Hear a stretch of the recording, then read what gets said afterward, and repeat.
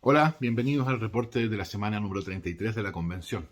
En esta semana se discutió el informe de la tercera comisión que llegó al Pleno, que es la Comisión de Sistemas de Conocimiento. Como en el caso de las comisiones anteriores, el Pleno aquí también mostró que es un momento importante en el proceso constituyente, que no se puede asumir que lo que sale de la convención es aprobado por el Pleno. La comisión propuso algo así como 30 artículos, de los cuales aprobaron solo 8. Los demás volvieron a la comisión. Esos 8 fundamentalmente se refieren, no solo, pero fundamentalmente a derechos digitales, en los cuales había un acuerdo suficientemente amplio en el Pleno. Y de este modo se mostró otra vez que el hecho de que una propuesta de norma haya sido aprobada por una comisión, incluso cuando ha sido aprobada por una mayoría amplia de esa comisión, no asegura su aprobación en el Pleno, porque las comisiones no son reflejo del Pleno, no son un perfecto reflejo del Pleno. De modo que hay 8 normas más ahora en la nueva Constitución y la discusión de las restantes volverá a la Comisión de Sistemas de Conocimiento para que nos haga una nueva propuesta. La segunda cuestión importante que pasó esta semana fue el acuerdo en la Comisión de Sistema Político. Recordarán ustedes que en esa comisión habían dos posiciones encontradas en torno al problema de la unicameralidad o bicameralidad del órgano legislativo, y ese conflicto o esa diferencia impedía avanzar en otras materias. Bueno, el acuerdo destraba eso, llega a una solución, una propuesta común en materia de composición del Congreso, del órgano legislativo, y además facilita, y por eso facilita, que también pudiéramos llegar a una solución conjunta en formación de la ley y en gobierno.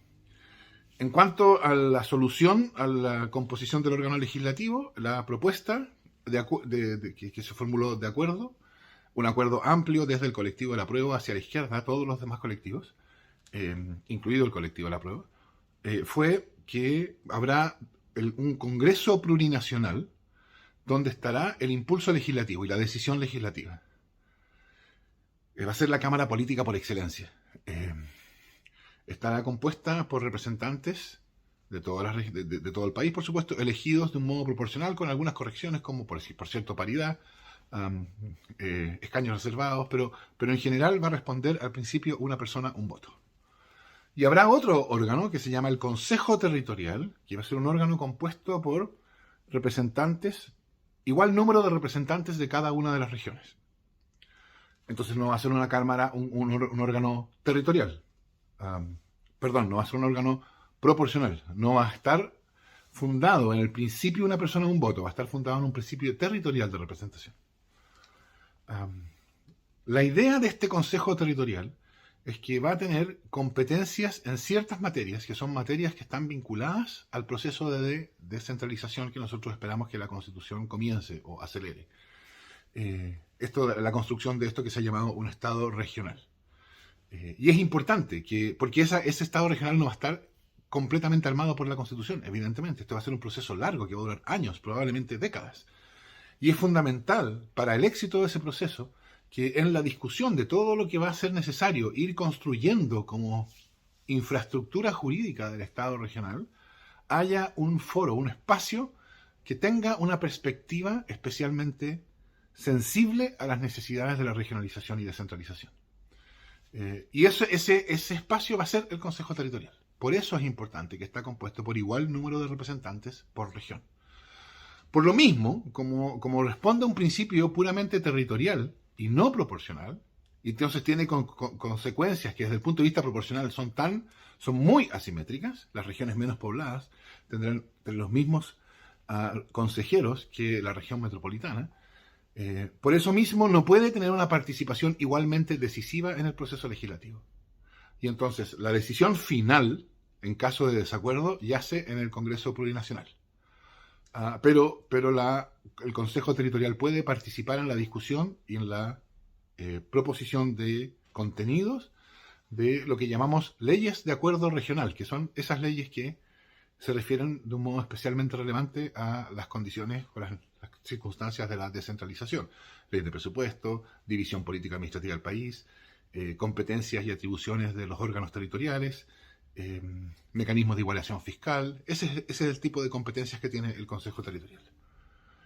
No es el Senado, El Senado no tiene un principio de representación territorial, pero descansa, pero realiza todavía, menos que la Cámara de Diputados, el principio proporcional. El Senado en ese sentido es un híbrido bien difícil de defender. Y tiene la misma competencia que la Cámara de Diputados hoy. En esas dos cuestiones se diferencia el Consejo Territorial. Y creemos que eso, la construcción de un órgano con incidencia legislativa que se caracterice por un principio de representación territorial que le hace tener una perspectiva descentralizada, creo que va a ser, creemos, y yo también, que va a ser una buena cosa para lo que viene. En términos del procedimiento de formación de la ley, la iniciativa original que habíamos presentado, quienes adheríamos a una visión unicameralista, ha sido corregida, modificada, para dar cuenta de la existencia del Consejo Territorial. Y entonces, por ejemplo, se le han agregado esta categoría de leyes de acuerdo regional y su especial tramitación. Pero lo demás, fundamentalmente, se mantiene igual. Y en gobierno, el acuerdo busca crear la figura del ministro de gobierno como una especie de jefe del gobierno, pero delegado por el presidente, ¿no? Es decir, nombrado por el presidente, que puede ser removido por el presidente, que responde al presidente, etcétera, pero que puede ir asumiendo, y esta es una cuestión de lo que pase, no de las normas, sino de la práctica política, puede ir asumiendo una función cada vez más importante, de modo tal de facilitar la cooperación entre el gobierno y el Congreso, que es la cuestión que a nosotros siempre nos pareció fundamental. Por último, en esta semana también ha habido mucha discusión respecto de la situación de la derecha en la convención, de que la derecha estaría siendo vetada o excluida o cancelada, etc. Y yo aquí lo primero que quiero decir es, a la derecha no se le ha negado ninguno de los derechos que como convencional tiene. Ellos tienen los mismos derechos que todos los demás convencionales. Pueden opinar, pueden votar, pueden fundar sus votos, pueden participar en sus comisiones, y de hecho lo hacen. No tiene nada de especialmente digno de celebración esto. Tienen el mismo régimen que todos los demás convencionales. En ese sentido, es absurdo decir que están vetados. Es verdad que hay colectivos de los grupos independientes que no están dispuestos a conversar las iniciativas antes de la discusión oficial en la comisión o en el pleno con la derecha. Yo creo que eso es un problema y que sería bueno que no fuera así, pero claro, cada uno tiene su opinión en esto.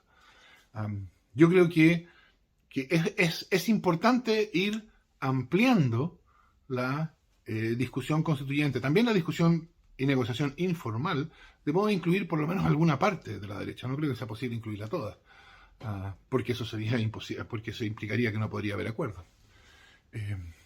Pero yo creo que esa es una discusión de un nivel completamente distinto. Eso no estamos discutiendo sobre exclusiones o vetos o cancelaciones. Eso es parte de la dinámica propia de una asamblea como la convención o, de hecho, el parlamento, ¿no? Nadie tiene derecho a que los demás lo incluyan en una negociación que ellos están teniendo. Eso es parte de la dinámica que tiene que jugarse en ese espacio. Y yo supongo que a medida que avance el proceso constituyente, eso va a ir empezando a ocurrir. Y a mi juicio debería ocurrir. Pero creo que tomar de ahí,